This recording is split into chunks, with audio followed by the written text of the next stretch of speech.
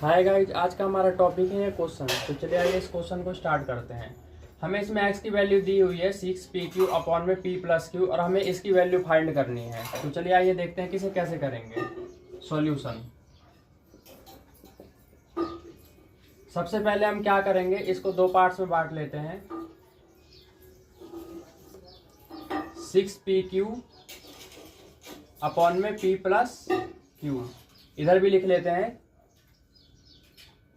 6pq upon में p plus Q. अब ये किसके बराबर है? x के बराबर है। x इक्वल में लिख देते हैं। अब हम क्या करेंगे, इसका फैक्टर कर लेते हैं। x इक्वल में यहाँ पे कर लेंगे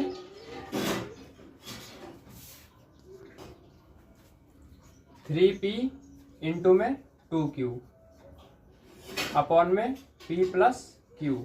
अब क्या करेंगे, हम इसमें इस 3p को यहाँ पे 1 लिखा है, यहाँ पे भेज देते हैं। तो यहाँ पे हो जाएगा x अपॉन में 3p इक्वल में 2q अपॉन में p प्लस q। अब इस वाले को सॉल्व करते हैं। इसमें क्या करेंगे, पहले तो ये लिख लेते हैं x अपॉन में 1, जिसके नीचे कुछ नहीं होता 1 सपोज कर लेते हैं। अब यहाँ पे भी हम फैक्टर कर लेंगे। यहाँ पे 6pq है, तो यहाँ पे अब हम क्या करेंगे, यहाँ पे कर लेते हैं 3q इंटू में 2p अपॉन में p प्लस q। इसमें क्या करेंगे, ये जो 3q यहाँ पे मल्टीप्लाई में है, इसको इधर डिवाइड में ले जाएंगे। तो ये हो जाएगा x अपॉन में 3q इक्वल में 2p अपॉन में p प्लस q। अब क्या करेंगे फ्रेंड्स, इसमें हम कॉम्पोनेंडो एंड डिविडेंडो मेथड का यूज करेंगे। तो चलिए देखते हैं वो कैसे करेंगे। इसको रफ कर लेते हैं। हमने यहाँ तक सॉल्व कर लिया था, इसके आगे कैसे करेंगे। यहाँ पे एक रूल लग जाएगा फ्रेंड्स। वो रूल कौन सा होता है? By applying componendo and dividendo method. इसका क्या मतलब होता है वो आपको बताता हूँ। जैसे कि मान के चलिए हमारे पास कोई वैल्यू है a अपॉन में b और वो बराबर है c अपॉन में d के। तो उसको हम इस प्रकार से लिख सकते हैं a plus b minus a minus b equal c plus d upon में c माइनस d। इसके बराबर हम लिख सकते हैं। तो ये रूल आप उतार लीजिए। इसके अकॉर्डिंग हम क्वेश्चन को अरेंज कर देते हैं। जैसे कि मान लीजिए यहाँ पे a अपॉन में b है, इसको हमने a मान लिया, इसको हमने b मान लिया, इसको हमने c मान लिया, इसको हमने d मान लिया। अब इसको अरेंज कर देते हैं। यहाँ पे a प्लस b, a की वैल्यू कितनी है? a की वैल्यू हो जाएगी x प्लस b की वैल्यू कितनी है? 3p। उसके बाद यहाँ पे देखिए a माइनस बी करना है। अब a की वैल्यू कितनी है? x, b की वैल्यू कितनी है? 3p।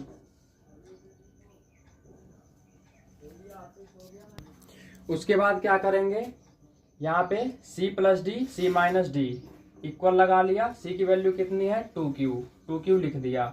प्लस करेंगे d, इसको कर देंगे प्लस d। आपकी वैल्यू हमारी है p प्लस क्यू, तो भाई p प्लस क्यू क्या कर दो, ऐड कर दो। नेक्स्ट में क्या करेंगे, c माइनस डी, c की वैल्यू कितनी है? 2q, इसमें माइनस कर देंगे d कितना है? p plus Q. अब इसमें p प्लस क्यू माइनस कर देते हैं। तो यहाँ पे आप देख सकते हैं कि p प्लस क्यू माइनस करेंगे तो माइनस प्लस हो जाएगा माइनस, और ये माइनस और ये प्लस मिलके क्या हो जाएगा, ये भी हो जाएगा माइनस। तो हम ब्रैकेट हटा देते हैं और इसको माइनस लिख देते हैं। यहाँ मैंने आपको डायरेक्ट करके दिखा दिया ताकि एक स्टेप हमारा बच जाए। ठीक उसी प्रकार से इधर भी हम वैसे ही करेंगे। यहाँ पे a की वैल्यू है x, b की वैल्यू है 3q, c की वैल्यू है 2p, d की वैल्यू है p प्लस क्यू। यहाँ पे भी ऐसे ही कर देते हैं a प्लस b। a की वैल्यू कितनी है? x प्लस b की वैल्यू कितनी है? 3q। a माइनस b करना है। a की वैल्यू कितनी है? x, b की वैल्यू कितनी है? 3q इक्वल में यहाँ पे c plus D, c minus D करेंगे। c की वैल्यू है 2p, उसके बाद प्लस डी, डी प्लस कर देंगे पी प्लस क्यू। उसके बाद सी माइनस डी करना है। सी की वैल्यू कितनी है 2p माइनस डी क्या कर देंगे माइनस कर देंगे। तो यहाँ पे हम माइनस करेंगे p प्लस क्यू। अब यहाँ पे हम p प्लस क्यू माइनस करेंगे तो सेम वही कंडीशन हमारे पास आ रही है। यहाँ पे आप देख सकते हैं माइनस प्लस हो जाएगा माइनस और ये माइनस प्लस हो जाएगा यहाँ पे माइनस। तो यहाँ से ब्रैकेट हटा लेते हैं और यहाँ पे माइनस लिख लेते हैं। इसके बाद इसको सॉल्व कर लेते हैं। x plus 3p upon x minus 3p equal, यहाँ पे 2q है और 1q, 2 और 1 मिलकर हो जाएगा 3। तो यहाँ पे आ जाएगा 3q प्लस p अपॉन में 2q में से 1q कैंसिल कर देंगे, यहाँ पे आ जाएगा q। ये है माइनस माइनस p। ये हमारे पास आ गया फर्स्ट इक्वेशन। इसी प्रकार सेकंड को सॉल्व करते हैं। x plus 3q upon x minus 3q equal, ये 2p और 1p मिलके हो जाएगा 3p प्लस p, सॉरी हाँ 2p प्लस p मिलके हो जाएगा 3p और यहाँ पे बचेगा हमारा प्लस का q अपॉन में 2p में से 1p कैंसिल कर देंगे, हमारे पास p बचेगा माइनस का q। तो ये हमारे पास आ गई सेकंड इक्वेशन। आप यहाँ पे देख सकते हैं कि ये वाली जो वैल्यू है x प्लस 3p अपॉन में x माइनस 3p, ये किसके बराबर है 3q plus p q minus p के। और यहाँ पे आप देख सकते हैं कि x plus 3q x minus 3q किसके बराबर है 3p प्लस q अपॉन में p माइनस q के। अब हम इसको अरेंज कर देंगे। अब हम क्या करेंगे, ये इक्वेशन एक दूसरे के बराबर है, ये भी इसके बराबर है, तो अब इसको यहाँ पे ऐड कर देते हैं। Adding first and second. अब यहाँ से ये उतार लेते हैं x plus 3p upon x minus 3p plus x plus 3q upon x minus 3q।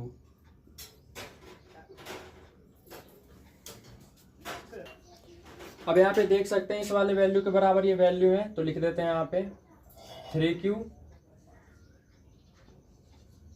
Plus p upon q minus p plus, यहाँ प्लस हमने प्लस लगा दिया, इस वाले वैल्यू के बराबर कौन सी वैल्यू है, ये वाली 3p plus q p minus q। अब इसको सॉल्व कर लेते हैं।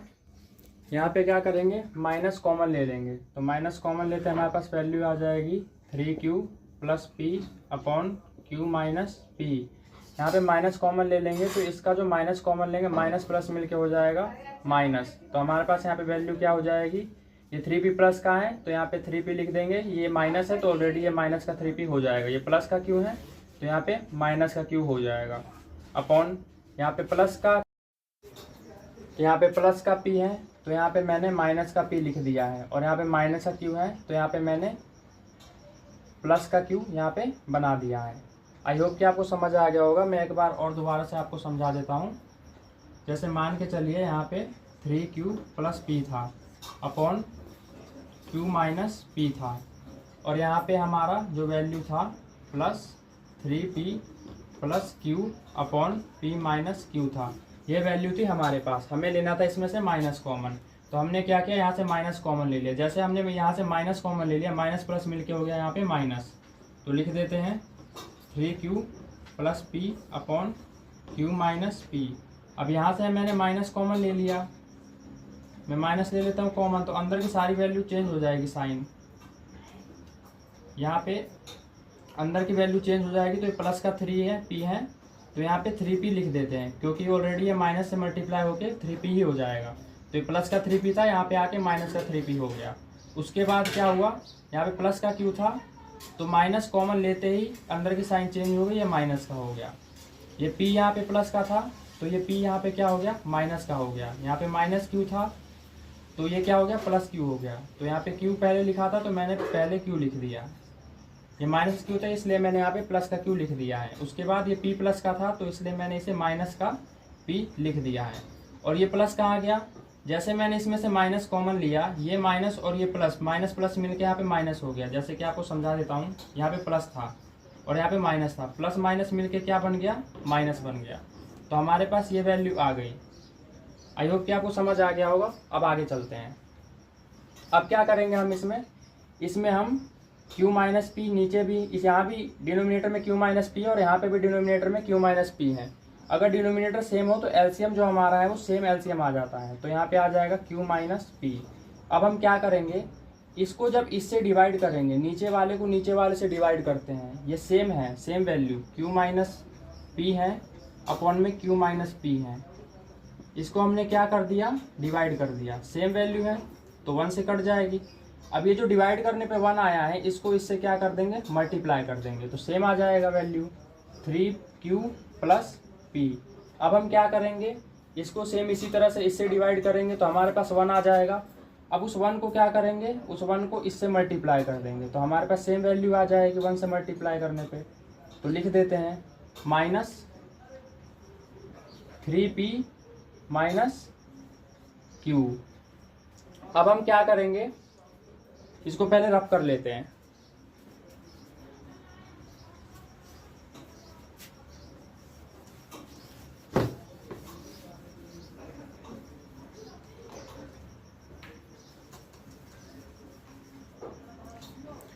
अब आप यहाँ पे देख सकते हैं कि यहाँ पे मेरे पास 3q है और यहाँ पे एक माइनस का q है। तो 3q में से जब एक q जाएगा तो कितना बचेगा, यहाँ पे बचेगा 2q, ठीक है। उसके बाद यहाँ पे प्लस का p है और माइनस का 3p है। प्लस माइनस मिलके क्या हो जाता है, प्लस माइनस मिलके हो जाएगा माइनस। तो 3p में से एक p घटाएंगे तो हमारे पास आ जाएगा 2p। अब साइन कौन सी आएगी, ये प्लस का है, ये माइनस का है। बड़ी रकम कौन सी है इन दोनों में से, ये 1p है, ये 3p है। बड़ी रकम 3p है, इसके सामने माइनस का साइन है तो हमने यहाँ पे माइनस का लगा दिया क्योंकि साइन हमेशा बड़ी रकम की आती है। उसके बाद क्या करेंगे, q माइनस पी है, यहाँ पे मैंने q माइनस पी यहाँ पे लिख दिया है। अब क्या करेंगे, आप इसमें से ध्यान से देखेंगे तो इसमें से 2 कॉमन निकल रहा है तो इसमें से 2 कॉमन निकाल देते हैं। जैसे ही मैंने इसमें से 2 कॉमन निकाला तो हमारे पास क्या बच गया, यहाँ पे q बच गया और यहाँ पे माइनस में p बच गया। अब यहाँ पे भी नीचे क्या है, q माइनस पी है। अब आप देख सकते हैं कि दोनों सेम है, इसको मैंने काट दिया 1 टाइम्स पे। तो 2 को 1 से जब मल्टीप्लाई किया तो क्या आया आंसर 2। यही हमारा फाइनल आंसर है। आई होप कि वीडियो आपको समझ आ गई होगी और वीडियो अच्छी लगी हो फ्रेंड्स तो हमारे चैनल को सब्सक्राइब कर लीजिए और वीडियो को लाइक कर दीजिए। धन्यवाद।